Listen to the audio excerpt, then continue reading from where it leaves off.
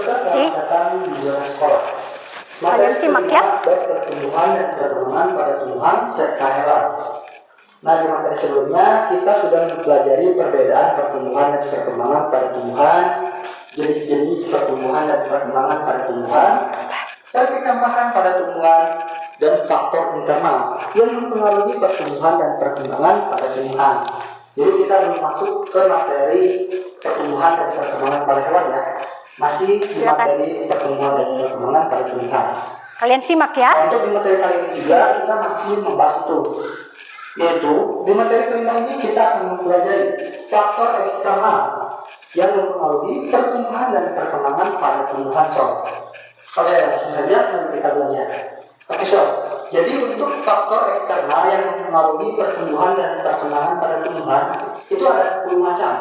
Di antaranya cahaya, gravitasi, parasit dan herbivora, nutrisi, pH, air, kadar garam, kelembapan, suhu, dan juga udara sob. Nah, kita akan bahas satu persatu. Kita mulai dari cahaya. Nah sob, secara umum pengaruh cahaya itu bisa dilihat dari intensitas dan periode penyinaran cahaya atau fotoperiodisme. Intensitas cahaya. Nah, fotosintesis itu akan berlangsung dengan optimum jika intensitas cahaya itu cukup, sehingga pertumbuhan dan perkembangan tumbuhan juga bagus. Sebaliknya nih, waktu intensitas cahaya rendah, misalnya karena ditempatkan di tempat yang gelap, itu akan terjadi yang namanya etiolasi, yaitu tanaman yang menjadi pucat dan rapuh, tapi batangnya akan panjang sob. Nah, yang menyebabkan tanaman ini pucat, ini adalah sedikitnya produksi klorofil. Jadi fotosintesisnya tidak maksimal. Sedangkan yang membuat batang menjadi lebih panjang itu karena hormon auksin yang mempengaruhi pertumbuhan akan tumbuh lebih cepat di tempat yang gelap. Nah, hormon auksin ini sudah kita bahas di materi sebelumnya ya, di mana hormon ini akan beraktif berada di tempat yang tidak disinari oleh matahari. Contohnya saat matahari berada di salah satu sisi tanaman, sinarnya. Maka aktivitas hormon auksin itu akan lebih banyak di bagian yang tidak tersinari oleh matahari. Yang dimana ini juga akan membuat pertumbuhan batang tanaman tidak seimbang sob. Nah, itu ya intensitas cahaya. Sedangkan untuk periode penyinaran cahaya atau disebut dengan fotoperiodisme itu umumnya mempengaruhi perkembangan sob pada tumbuhan. Nah, jadi berdasarkan panjang pendeknya periode terang dan ada tidaknya gangguan di periode gelap, itu akan terbentuk 3 kelompok tanaman, yaitu tanaman hari pendek, tanaman hari panjang, dan tanaman netral.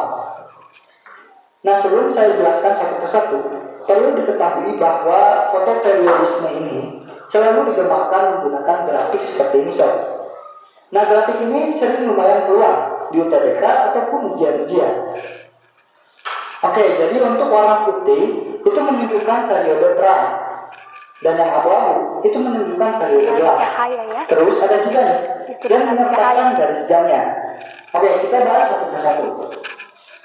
Kita mulai dari tanaman hari pendek. Nah, karakteristik tanaman ini itu akan bisa berbunga jika periode terangnya lebih pendek dibandingkan dengan periode gelap. Artinya, periode gelapnya itu harus lebih panjang dari 12 jam secara kontinu. Nah, jika periode terangnya lebih panjang dari 12 jam, maka tanaman itu tidak akan berbunga sob. Sedangkan untuk kasus yang sering muncul di soal, contohnya seperti ini. Jika periode terangnya lebih pendek dan periode gelapnya lebih panjang, namun saat periode gelapnya terganggu oleh cahaya, maka tanaman jenis ini atau tanaman jenis hari pendek ini itu tidak akan berbunga sob. Soalnya ini disebabkan oleh gangguan cahaya yang bisa memberikan tanda bahwa seolah-olah periode gelapnya lebih pendek sob. Nah, semoga paham ya. Nah, untuk contoh tanaman hari pendek itu ada tanaman sudari dan juga gejala. Sekarang tanaman hari panjang. Untuk karakteristiknya, tanaman ini akan bisa berbunga jika periode terangnya itu lebih panjang. Artinya, periode gelapnya itu harus lebih pendek dari 12 jam sob. Sedangkan jika periode terangnya lebih pendek dari periode gelap, maka jenis tanaman hari panjang ini itu tidak akan berbunga.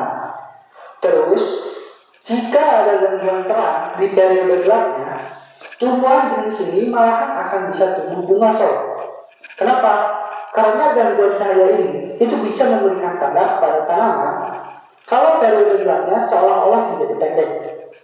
Nah, jadi seperti itu ya.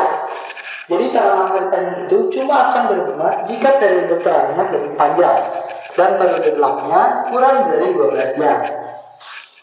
Tentu contoh tanamannya itu seperti lobak dan juga ada tanaman serelia. Oke, jenis terakhir yaitu tanaman hari netral. Jadi tanaman ini Itu tidak baru terpengaruhi faktor oleh cahaya, periode penyinaran Baru sol. faktor cahaya yang dibahas. Jadi, mau gelapnya lebih lama ataupun terangnya lebih lama, tanaman ini tetap bisa berbunga. Jika kalau memang tanaman ini sudah cukup dewasa. Nah, contoh tanamannya adalah tanaman tomat dan juga jagung. Itu Oke, jadi kelihatan itu ada ya yang membengkok. faktor dari cahaya. Sekarang kita lanjut ke faktor berikutnya, yaitu gravitasi. Nah, gravitasi ini itu mempengaruhi geotropisme positif atau gerakan pertumbuhan itu akan menuju arah gravitasi bumi sob. Kenapa? Soalnya pada tudung akar itu terdapat yang namanya sensor gravitasi, yang dimana ini akan selalu mengarahkan akar supaya tumbuh ke bawah atau menuju gravitasi bumi sob. Selanjutnya parasit dan herbivora. Yang kedua ini itu akan bisa mengganggu pertumbuhan dan perkembangan pada tumbuhan.